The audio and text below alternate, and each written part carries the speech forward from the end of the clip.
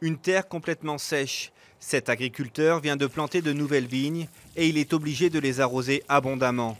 Plus de 4 litres d'eau par pied, alors qu'en temps normal, 2 suffisent. On est dans une période où normalement on n'arrose pas parce qu'il pleut, mais là on est obligé, effectivement, oui. Oui. Dans cette petite exploitation familiale de 3800 mètres carrés qui existe depuis 1965, on n'avait jamais connu un tel hiver. Ça fait plus de 45 ans que je suis dans les vignes. Bon. Et c'est vrai qu'un mois de mars, surtout sans pluie et février, c'est bien la première fois.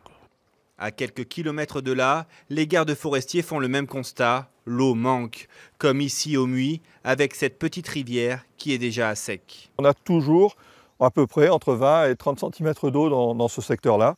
Et cette année, vous voyez, on le constate, il n'y a plus rien. Le sable, même sur le bord, a complètement séché, ce qui prouve qu'il y a bien longtemps que ça n'a pas été alimenté en eau. Résultat, la végétation est en souffrance. L'herbe est jaune au lieu d'être verte. Des arbres meurent comme ce pin d'Alep. Une situation préoccupante. Dès qu'il y a un peu de vent, comme on a eu il y a 15 jours, on sera beaucoup plus vigilant. Certes, on ne déclenche pas de surveillance spécifique.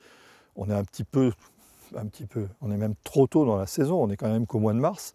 Mais malheureusement, il faut être conscient qu'il y a déjà eu des départs de feu. Depuis le début du mois de mars, il y a déjà eu 8 feux de forêt liés à la sécheresse, avec comme point de départ des écobuages mal maîtrisés.